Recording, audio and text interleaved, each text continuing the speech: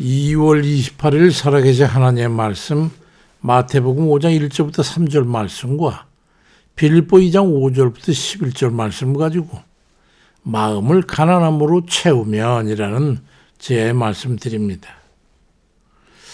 올해가 뱀띠 을사년이죠. 푸른 뱀의 해라고 그래요. 왜 그런지 모르겠는데 난 뜻은 잘 모르겠어요. 근데 생각만 해도 소름이 돋더라고요. 뱀은 과연 느낌과 실제가 크게 다르지 않은 것 같습니다. 독사는 어미의 뱃속에서 부화를 하게 되면요, 어미 백가족을 뚫고 나와가지고 어미는 죽고 새끼들만 살아남는다고 그래요. 아주 악하지 않습니까? 뱀이 상징하는 바도 다르지 않아요. 뱀이 인간의 죄를 짓도록 미혹했다고 그래가지고 초기 우리나라 교회에서는요, 주일이 되면은 뱀 잡으러 다니기도 했었던, 그건 웃지 못할 일이 또 있었죠. 우리 꿈에도 뱀 꿈을 꾸면은 영락없이 악한 마귀와 연관성이 있어가지고 아주 조심스럽잖아요. 영적으로 이 뱀은 역시 마귀의 상징인 게 맞아요.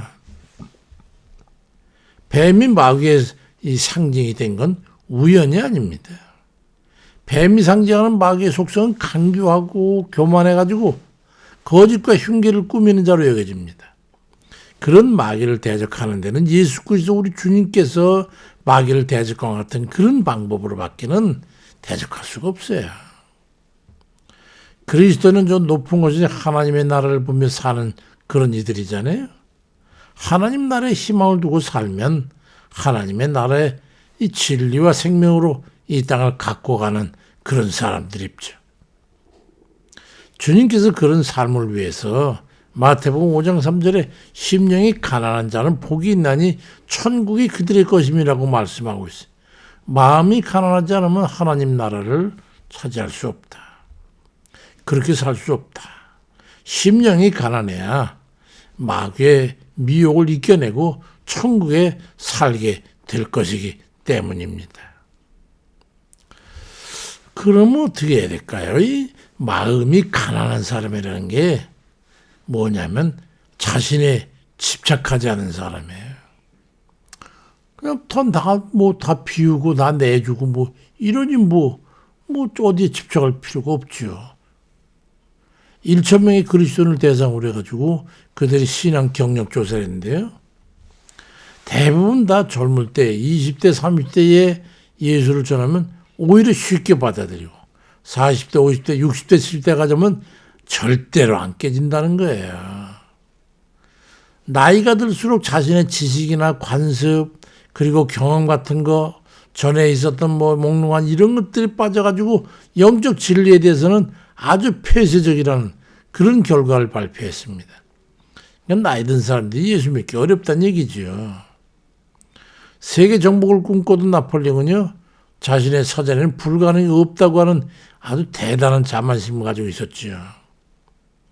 그런 자신에 대한 아집과 교만으로 인해 가지고 참모들의 조언을 무시하고 러시아와 전쟁 중에 러시아 그 영하 40도 되는 이 얼음 추위에 패하고 프랑스 황제 자리에서 쫓겨나고 결국은 섬에서 귀양가 죽었잖아요.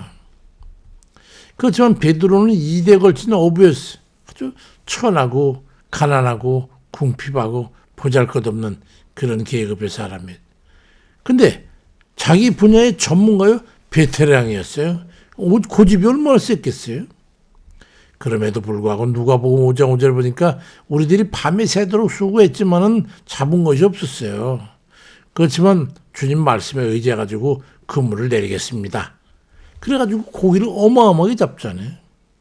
자신의 경험이나 기술이 아닌 전혀 새로운 진리를 믿고 수여함을 해가지고 좌절과 실패, 한계 상황으로부터 벗어나서 영적 체험을 하게 되고 인류의 가장 위대한 스승의 위대한 수제자가 됐잖아요.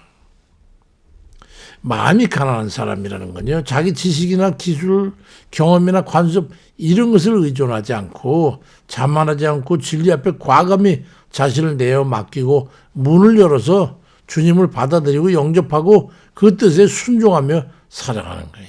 이게 마음이 가난한 사람이에요. 그러니까 마음이 부유한 사람은요, 예수 절대 안 믿습니다. 좀 잘 산다고 하는 분들은요, 예수 잘 받아들일 수가 없어요. 가난해야 예수를 받아들이는 거예요. 그래서 가난하지 않으면 주님께서는 별로 그렇게 탐탁하게 여기지 않았어요. 부자 그 청년 아시잖아요.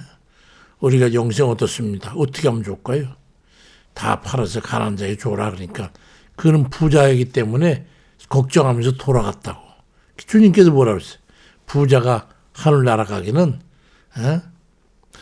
천국에 들어가기는 얼마나 어려운지 낙타가 바늘귀로 들어가는 게 오히려 쉽다고 그랬잖아요. 요한계시록 3장 1절에 볼지어다. 내가 문 밖에서 두드리는데 누구든지 내 음성을 듣고 문을 열면 내가 그에게로 들어가서 그로 더불어 먹고 그는 나로 더불어 먹으리라. 근데 문 밖에서 아무리 두들겨도 문 안 열면 소용없어요.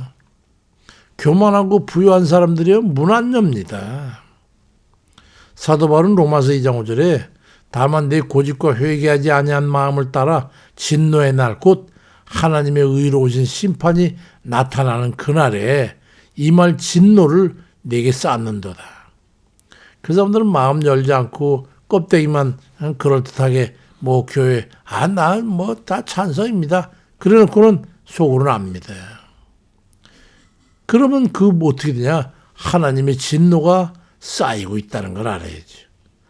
허심탄회한 마음으로 진리의 말씀에 자신을 맡기고 믿고 의지하는 그런 행하는 이들 돼야 됩니다.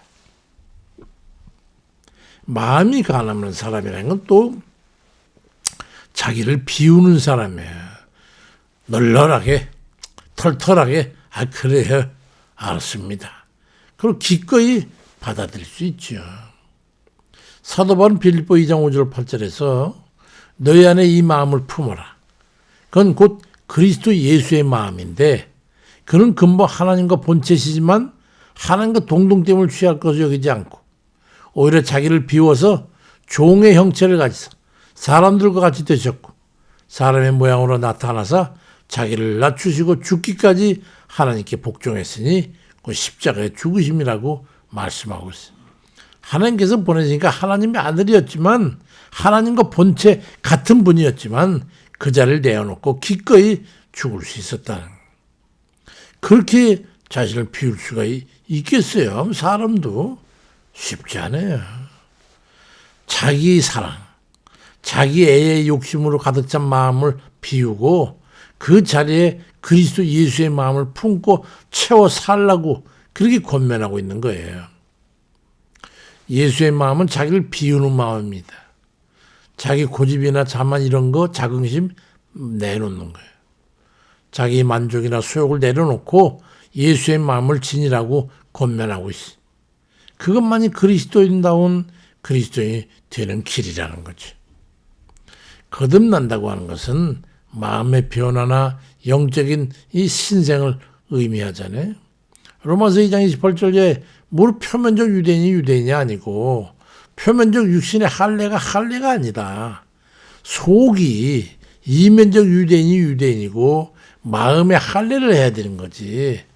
그게 영에 있고 율법 조문에 있지 아니하는 것이라고 설명하고 있어요.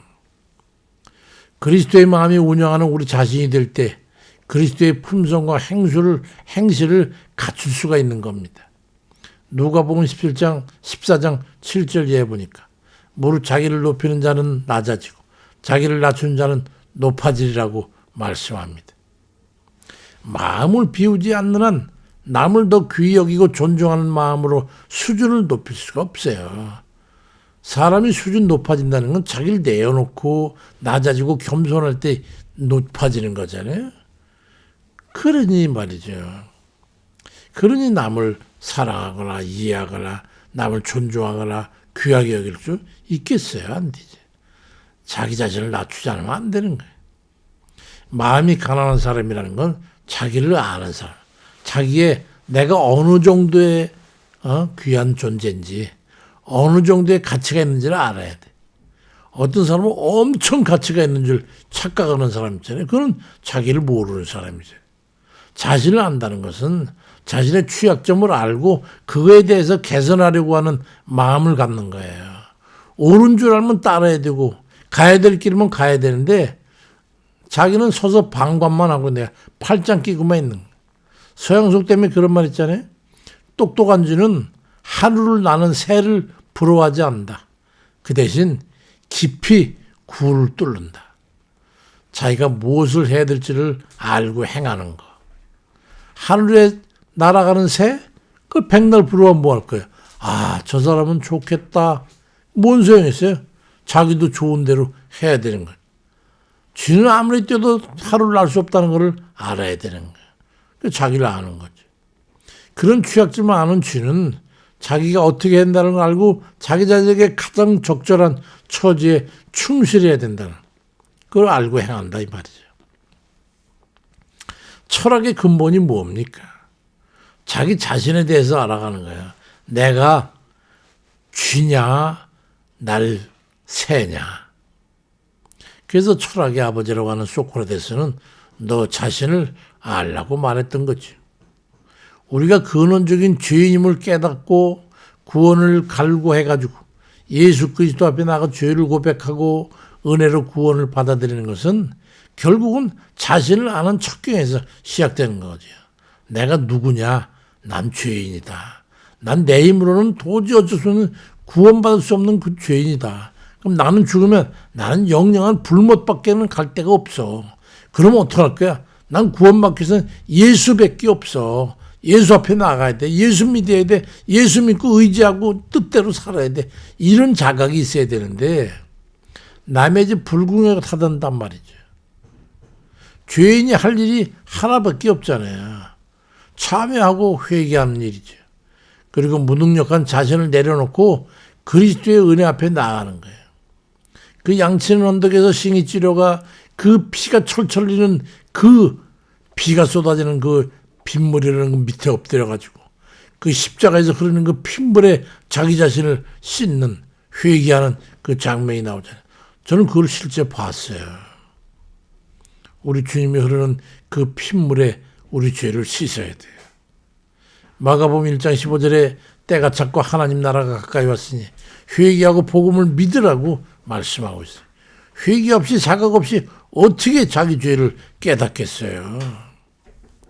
자기 죄를 깨닫지 못하니까 맨날 자기는 고귀한 저런 존재인 자. 무슨 고귀한 존재예요. 죄값을 지고 불못에 떨어질 운명해진 존재지. 그 예수님께서 가장 혐오하던 사람들 가운데는요. 마태복음 7장 3절 보니까 형제의 눈 속에 있는 티는 보고 자기 눈 속에 있는 들보는 깨닫지 못하는 자기가 죄인인 건 몰라요. 남의 죄 잘못한 거는 찝을 수 있어도 자기가 얼마만큼 큰 죄인이라는 걸 몰라요. 그 점은 적당한 죄인인 줄. 아이고 어림도 없어요. 실제보다도 고귀한 자신이 보이거들랑요.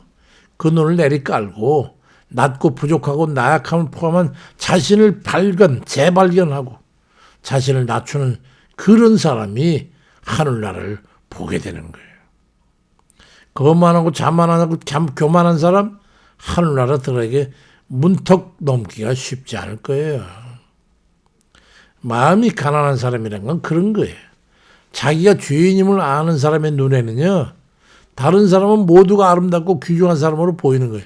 왜냐하면 그 사람들은 예수 믿고 구원받았으니까 아이고 사람이 이 단계에 이르지 못하면 하나님 나라를 소유하는 행복은 절대로 누릴 수가 없다는 거예요. 자신에 대한 집착, 아집, 교만, 자만 여기서 벗어나야 돼요. 마음을 당당하게 비우는 그런 이들 되시길 바랍니다. 어떻게 비워? 비울 게 있어야지. 그렇죠. 교만과 자만으로 차면요 안 보이거든요. 자신에 대해서 아는 사람이어야 되는 거예요. 그래서 주님께서 주시는 영원한 행복과 평안을 누리는 그런 정말 행복한 이들 되시길 주의 이름으로 축원드립니다. 아버지, 저도 세상길에 다닐 때는요 제가 제일 잘난 줄 알았어요. 아버지, 그 제일 똑똑하고 제일 머리 좋고 제일 잘할 수 있을 것 같은 그런 착각이 있었어요. 근데 하나님께서 몽둥이로 치고 매로 치고 재치기로 치고 인생 막대기로 아버지 칠 때에 무너지고 깨지고 돌이키고 엎어지고 굴복하고 울고 겨우 깨닫고 나니 아버지 더 이상 보잘것없고 비빌 데 없고 의지할 것 없고 아무 가치도 없는 천하디 천한 그런 힘을 깨달았게 됐어요. 그런 죄인을 위해서 주님께서 십자가에 달려서 아버지 피를 흘려서 죽으셨다는 걸 깨닫고 그 죄값을 어떻게 할까 해서 아버지 그래도 조금이라도 좀 어떻게 해볼까 해서 왔어요. 나머지 여정 어떻게 될지 모르지만 하나님 잊지 마시고 구원의 행전에 저희 서도록 나머지 여정도 주님 붙잡아 주세요. 우리 같은 죄인이 무슨 할 말이 있어서 무슨 내보일 것이 있어서 우리 의로움이라 우리 행함을 말씀드릴 수 있겠어요. 아버지 우리를 용서하시고 그 같은 아버지 하나님 구원받지 못할 죄인을 아버지께서 살피시고 구원하시고 복 주셔서 이만한 삶을 살게 하시면서 영생복락 희망을 가지고 살게 하시니 오직 우리는 입을 열어서 감사할 뿐이에요. 아버지 감사할 뿐이에요. 정말로 감사드려요. 아버지 날로 우리 자신을 쳐서 하나님 뜻에 복종시키는 그런 저희 되게 도와주세요. 아버지 이 백성을 긍휼히 여기셔서 아버지 이 백성이 불의한 자들은 처단하고 의로운 자들이 인정받고 하나님 뜻에 합한 자들이 크게 일어나서 이 나라를 구원하는 미디안의 기드온 같은 그런 지도자가 서 아버지를 영화롭게 하는 그런 지도자가 서서 아버지 불공 공상등에 넘어가지 아니하고 아버지 하나님 어찌 이 나라가 주님 아버지 중공의 변방의 국가로 전락하지 않도록 도우시고 아버지 이 백성을 수백만이나 죽은 저들을 아버지 찬양하고 그들을 옹호하는 악하고 추악한 불의한 저들을 처단해 주셔서 저들이 마땅히 어둠 속에 갇히는 그날이 이르도록 이 백성을 붙잡아 주옵소서. 감사드리고 단 하루에 이제 기회가 남았습니다. 3월 1일 날 모인다 하는데 그 모임에 아버지께서 함께 하셔서 아버지 바람같이 임하시고 폭풍같이 임하여 주셔서 아버지 엘리야가 시내산에서 보았던 하나님의 영광이 그날에 나타날 수 있도록 역사해 주시옵소서. 주께만 의지하옵고 예수 그리스도의 이름으로 기도드립니다. 아멘입니다.